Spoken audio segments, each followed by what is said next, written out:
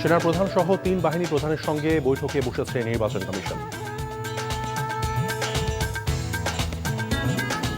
সুদানে নিহত 6 সেনা সদস্যের ঢাকায় জানাজা সম্পন্ন, লাশ নেওয়া হয়েছে গ্রামে, রাষ্ট্রীয় মর্যাদায় দাফন সম্পন্ন। ভালুকায় ধর্ম নিয়ে কটূক্তির অভিযোগে সনাতন ধর্মাবলম্বী এক যুবককে পিটিয়ে হত্যার পর লাশ পুড়িয়ে ফেলার ঘটনায় গ্রেপ্তার 12। 6,242 কোটি টাকা আত্মসাতের অভিযোগে এস আলম গ্রুপের পরিচালক সহ 90 জনের বিরুদ্ধে দুদকের মামলা।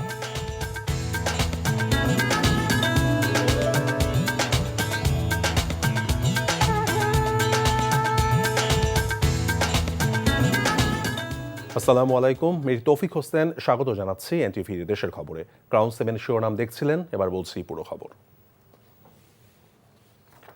আসন্ন জাতীয় সংসদ ও গণভোটকে সামনে রেখে দেশের সার্বিক আইন শৃঙ্খলা পরিস্থিতি পর্যালোচনায় সেনা, নৌ এবং বিমান বাহিনী প্রধানদের সঙ্গে বৈঠক করছেন প্রধান নির্বাচন কমিশনার এএমএন নাসির উদ্দিন। আগারগাঁও নির্বাচন ভবনে দুপুর 12টায় এই বৈঠক অনুষ্ঠিত হয়। বৈঠকে সেনাবাহিনী প্রধান জেনারেল ওয়াকরুজ্জামান, নৌবাহিনীর প্রধান অ্যাডমিরাল মোহাম্মদ নাজবুল হাসান এবং বিমান বাহিনীর প্রধান air chief marshal Khaled Mahmud Khan অংশ নেন। সেখানে উপস্থিত ছিলেন নির্বাচন কমিশনাররা। এছাড়াও সভায় সেনা, নৌ এবং বিমান বাহিনী সহ পুলিশের ঊর্ধ্বতন কর্মকর্তারা অংশ নেন। এদিকে দুপুর 2:30টায় নির্বাচন ভবনের সম্মেলন কক্ষে সিএসির নেতৃত্বে আইন শৃঙ্খলা সংক্রান্ত উচ্চ পর্যায়ের বৈঠক চলছে।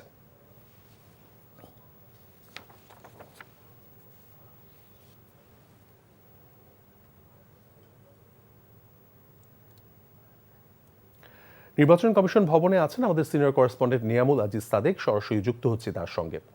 সাদেক, মিটিং এর বিষয়বস্তু সম্পর্কে আমাদের জানান। তৌফিক, আপনি যেমনটি জানিয়েছিলেন যে সকালবেলা যে 3 বাহিনীর প্রধানদের সাথে যে বৈঠকটি শেষ হয়েছে, পরবর্তীতে আমরা দেখেছি যে অন্যান্য বাহিনী, বিশেষ করে পুলিশ, বিজিবি, র্যাব, আনসার এবং অন্যান্য যে বাহিনী আছে, এর পাশাপাশি গোয়েন্দা সংস্থা, সিআইডি, এনএসআই, যারা আছে তাদের ঊর্ধ্বতন কর্মকর্তাদের সাথে আজকে একসাথে বৈঠক হয়েছে এবং এই বৈঠক প্রায় শেষের দিকে আমরা যতটুকু জানতে পেরেছি এর এজেন্ডা হচ্ছে যে আগামী যে সংসদ নির্বাচন, যেটি আপনি জানেন যে 12 ফেব্রুয়ারি হবে, সেটিকে সুষ্ঠু এবং সফলভাবে করার জন্য তাদেরকে অলরেডি আপনি জানেন যে সেনাবাহিনীকে ম্যাজিস্ট্রেসি পাওয়ার দেওয়া হয়েছে এবং সেনা, নৌ এবং বিমান বাহিনী তারা কিন্তু আইন শৃঙ্খলা বাহিনী হিসেবে মাঠ পর্যায়ে কাজ করতে পারবে। তবে গত 14 তারিখ তারা যেটি আবেদন করেছেন যে তারা ভোট কেন্দ্রে ঢুকে যেন তারা কাজ করতে পারেন এবং সাথে সাথে যে প্রধানত যে আইন অনুযায়ী যে প্রিজাইডিং অফিসারের অনুমতি ছাড়া তারা ভেতরে ঢুকতে পারেন না, কিন্তু এবার তারা সরাসরি চেয়েছিলেন যে তারা ভেতরে ঢুকে যেন সব ধরনের যদি কোনো সহিংসতা হয় কিংবা অন্য কোনো কিছু হয় সেগুলো যেন তারা নিয়ন্ত্রণে নিতে পারেন এবং শান্তিপূর্ণ ভোট যেন চালিয়ে যেতে পারে সেই বিষয়টি তারা দেখভালের জন্য তারা অবস্থান করতে পারেন, এ ধরনের ক্ষমতা তারা চেয়েছেন। তার পাশাপাশি গোয়েন্দা বাহিনী যারা রয়েছে তারা যেন মাঠ পর্যায়ে সাথে সাথে যেই মব বা যে সহিংসতাগুলো হবে সেগুলো যেন নিয়ন্ত্রণে তারা ব্যবস্থা নিতে পারে, এই ধরনের নির্দেশনাগুলো আজকে তারা চাওয়া হয়েছে। তবে আনুষ্ঠানিকভাবে আমাদেরকে কিছুক্ষণের মধ্যে জানানো হবে আসলে কোন কোন বিষয় নিয়ে তারা আলোচনা করেছে। তো এই ছিল সর্বশেষ অবস্থা। তৌফিক। নির্বাচন কমিশন ভবন থেকে যুক্ত ছিলেন সহকর্মী সাদেক। শহীদ শরীফ ওসমান হাদির কবর জিয়ারত করতে আজও ভিড় করেছেন সাধারণ মানুষ। ঢাকা বিশ্ববিদ্যালয়ের কেন্দ্রীয় জামে মসজিদের পাশের কবরস্থানে এবং জাতীয় কবির সমাধি সংলগ্ন প্রবেশ পথে মানুষের উপস্থিতি চোখে পড়েছে। কেউ দূরে দাঁড়িয়ে নীরবে দোয়া করেছেন, কেউ কবরের সামনে যাওয়ার অপেক্ষায় ছিলেন। শোক আর ভালোবাসার মিশেলে পুরো এলাকা হয়ে ওঠে শোকাবহ। আবির আহমেদের রিপোর্ট।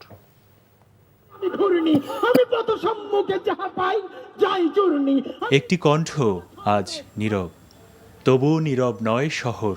শরীফ ওসমান হাদি, এক নাম, এক আগুন, এক উচ্চারণ।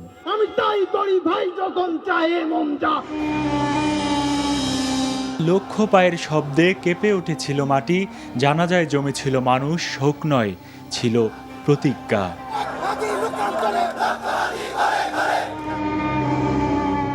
এই কাঠের খাটিয়ায় যে মানুষটি শুয়েছিলেন তিনি শুধু একজন মুখপাত্র, তিনি ছিলেন ইনকিলাবের ভাষা।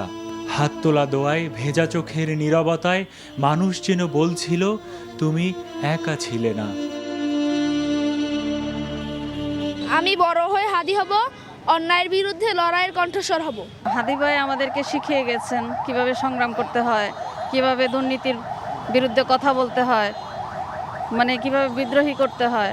ওনার বক্তৃতা, কথা বেশিরভাগ মানুষের আবেগের সাথে জড়িত। সবাই যেন হাদি হয়ে উঠতে চাচ্ছে। জানাজা শেষে বিদ্রোহী কবির পাশে শায়িত হলেন আরেক শেকল ছেঁড়া প্রতিবাদী।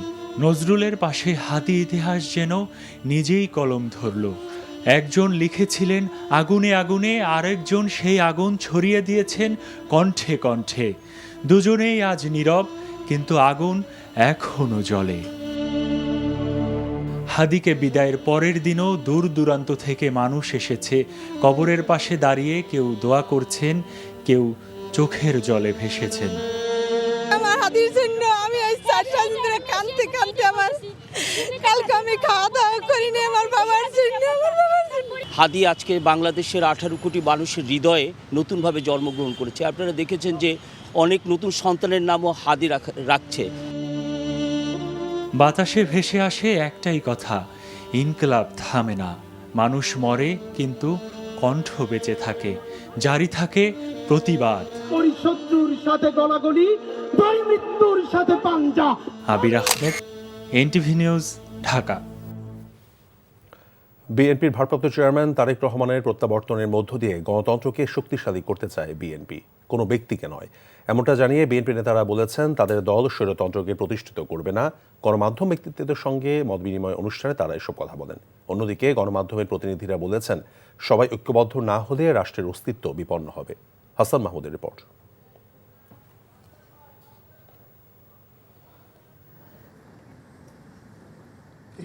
বিএনপির ভারপ্রাপ্ত চেয়ারম্যান তারেক রহমানের স্বদেশ প্রত্যাবর্তন উপলক্ষে দেশের গণমাধ্যমের শীর্ষস্থানীয় সাংবাদিক ও কর্তা ব্যক্তিদের সাথে মতবিনিময়ের এই আয়োজন করে বিএনপি।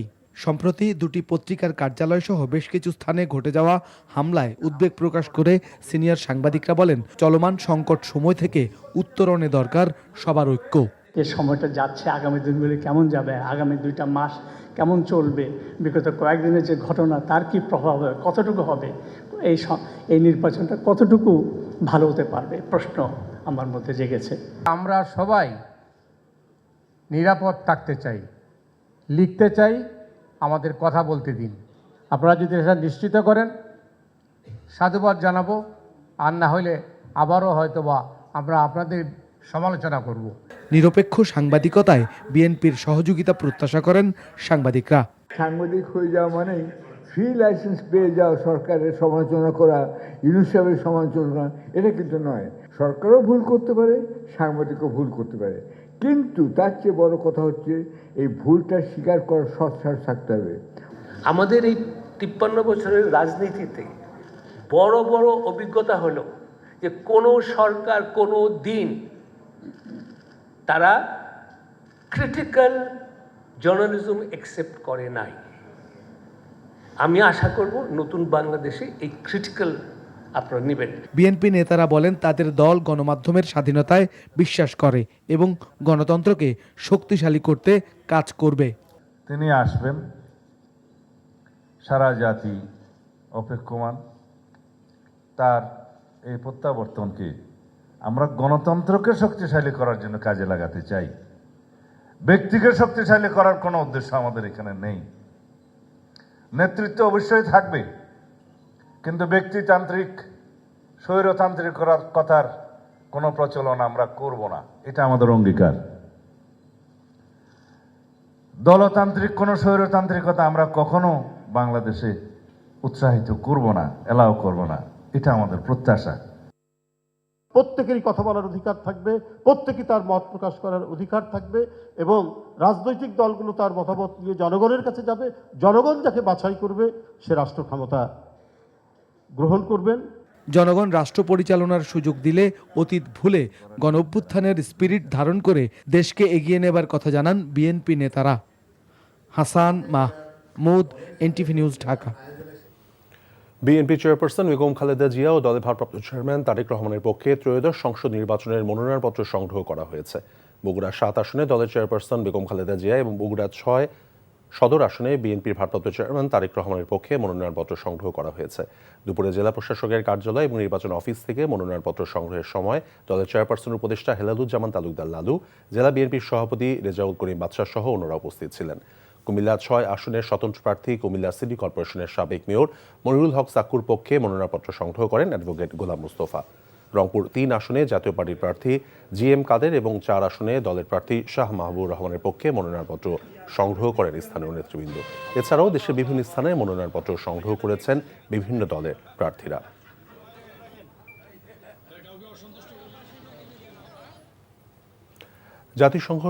জাতিসংঘ শান্তিরক্ষী মিশনে গেল 13 ডিসেম্বর সন্ত্রাসী ড্রোন হামলায় নিহত বাংলাদেশি 6 সেনা সদস্যের নামাজে জানাজা শেষে মৃতদেহ পাঠানো হয়েছে নিজ নিজ গ্রামে।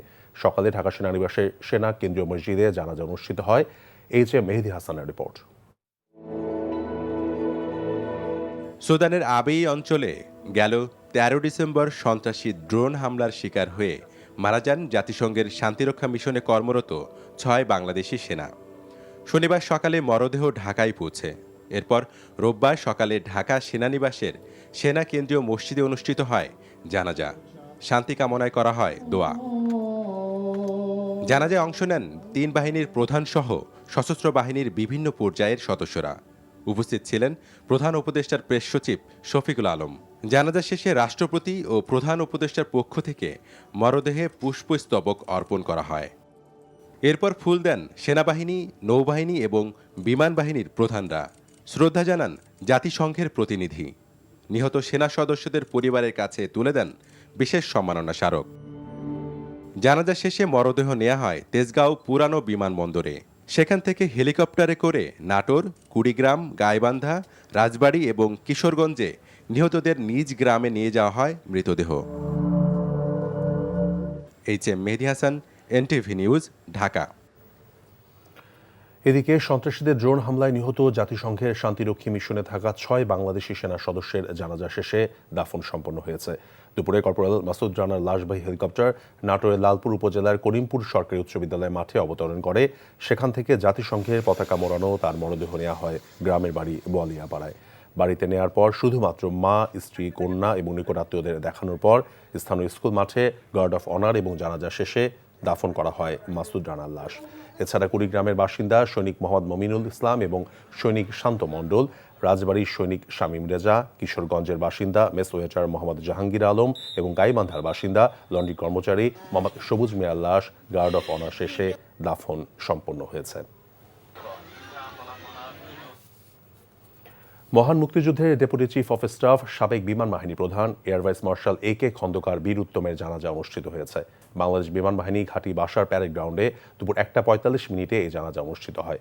জানাজায় অংশ নেন অন্তর্বর্তী সরকারের প্রধান উপদেষ্টা অধ্যাপক মোহাম্মদ ইউনূস সহ উপদেষ্টা পরিষদের অন্য সদস্যরা। জানাজায় আরও অংশ নেন 3 বাহিনী প্রধান সহ সশস্ত্র বাহিনীর ঊর্ধ্বতন কর্মকর্তারা। জানাজা শেষে AK খন্দকারকে গার্ড অফ অনার দেওয়া হয়। চট্টগ্রামে জনতা ব্যাংকের আগ্রাবাদ শাখা থেকে এস আলম গ্রুপের 3 প্রতিষ্ঠানের নামে 6,242 কোটি টাকা ঋণ নিয়ে আত্মসাতের অভিযোগে এস আলম গ্রুপের পরিচালক সাইফুল আলম মাসুদ, আব্দুস সামাদ, ফারজানা পারভিন সহ 90 জনের বিরুদ্ধে 3টি মামলা করেছে দুদক। সকালে মামলা 3টি দায়ের করেন দুর্নীতি দমন কমিশনের উপপরিচালক সিরাজুল ইসলাম। মামলার এজাহারে S Alam trading company private limited, S Alam vegetable edible oil limited, S Alam cold roll steels লিমিটেডের নামে চট্টগ্রামের জনতা ব্যাংকের আগ্রাবাদ শাখা থেকে 6,242 কোটি টাকা ঋণ নিয়ে সে টাকা আত্মসাৎ এবং অর্থ পাচারের অভিযোগে মামলা করা হয়।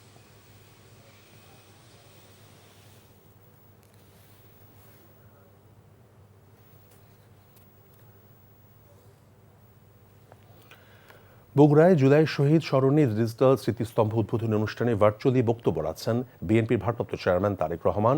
আমরা সরাসরি যাচ্ছি সেখানে। কয়েকজন সিনিয়র নেতৃবৃন্দ আছেন, খুব সম্ভব আমাদের মাহবুবুর রহমান সাহেব শহীদ জিয়ার সাথে কাজ করেছেন, আমাদের মেয়র সাহেব সহ আরও কিছু আছেন। বগুড়ার বিভিন্ন জেলা উপজেলায়, বিভিন্ন উপজেলা পৌরসভায় ছড়িয়েছে এরকম অনেক নেতা আছেন আমাদের, যারা এখনও বেঁচে আছে, শহীদ জিয়ার সাথে কাজ করেছেন। সেই সময় আমরা দেখেছি কিভাবে শহীদ জিয়া ধ্বংসের কিনারায় চলে গিয়েছিল দেশ। বটমলেস বাস্কেট ছিল, সেই বটমলেস বাস্কেট থেকে শহীদ জিয়ার বাংলাদেশকে একটি খাদ্য রফতানির দেশে পরিণত করেছিলেন। আমরা দেখেছি কিভাবে শহীদ জিয়া, এই যে আমরা এখন গর্ব করি গার্মেন্ট শিল্প নিয়ে, এটি শহীদ জিয়া শুরু করেছিলেন। এই যে আমরা গর্ব করি এখন আমাদের বিভিন্ন মানুষ, প্রায় 1.5 কোটির মতন মানুষ বিদেশে কর্মসংস্থান করছে, প্রবাসীরা, তারা দেশে রেমিটেন্স পাঠাচ্ছে, সেই রেমিটেন্স দিয়ে আমরা চেষ্টা করছি দেশে মিল কর কারখানা গড়ে তুলতে। এই কাজটাও শুরু করেছিলেন শহীদ রাষ্ট্রপতি জিয়াউর রহমান। প্রিয় সহকর্মীবৃন্দ, বাংলাদেশে প্রায় 20 কোটি মানুষ। এই 20 কোটি মানুষের জন্য ধীরে ধীরে আমাদেরকে চিকিৎসা ব্যবস্থা গড়ে তুলতে হবে। এই 20 কোটি মানুষের মধ্যে আমাদের ভবিষ্যৎ প্রজন্ম যারা আছে তাদের সুন্দর শিক্ষা ব্যবস্থা গড়ে তুলতে হবে। এই সুন্দর শিক্ষা ব্যবস্থা গড়ে তোলার জন্য যে সকল শিক্ষক আছেন তাদেরকে আমাদের প্রপার ট্রেনিংয়ের ব্যবস্থা করতে হবে। এই 20 কোটি মানুষের মধ্যে যারা তরুণ সমাজের সদস্য তাদের কর্মসংস্থানের ব্যবস্থা করতে হবে। এই 20 কোটি মানুষের মধ্যে অর্ধেক হচ্ছে আমাদের নারী। তাদের পিছিয়ে থাকলে চলবে না।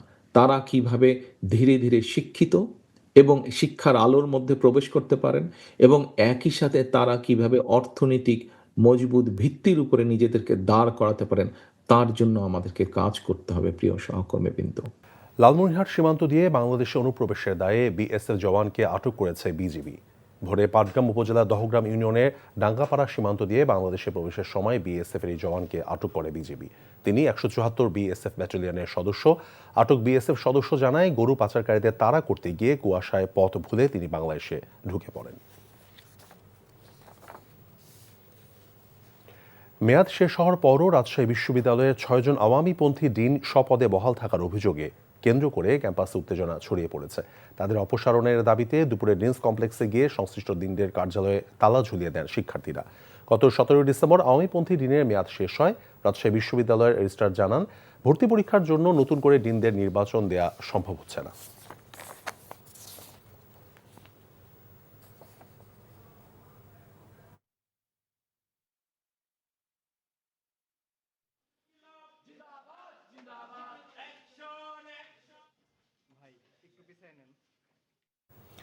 চট্টগ্রামের শীর্ষ সন্ত্রাসী বুশরা বাহিনীর প্রধান শহীদুল ইসলাম বুশরাকে অস্ত্রসহ গ্রেফতার করেছে র্যাব।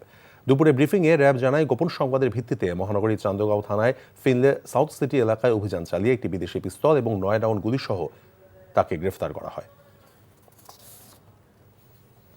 সাভার উপজেলা সেটেলমেন্ট অফিসের অনিয়ম, ঘুষ গ্রহণ এবং দুর্নীতির তথ্য সংগ্রহকালে সাংবাদিকদের উপর হামলা এবং মিথ্যা মামলার প্রতিবাদে মানববন্ধন এবং বিক্ষোভ মিছিল করেছেন গণমাধ্যম কর্মীরা।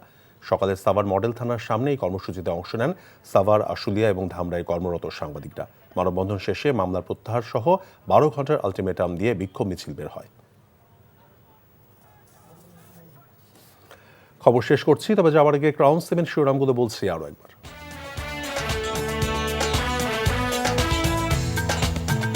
সেনাপ্রধান সহ 3 বাহিনী প্রধানের সঙ্গে বৈঠক করেছে নির্বাচন কমিশন।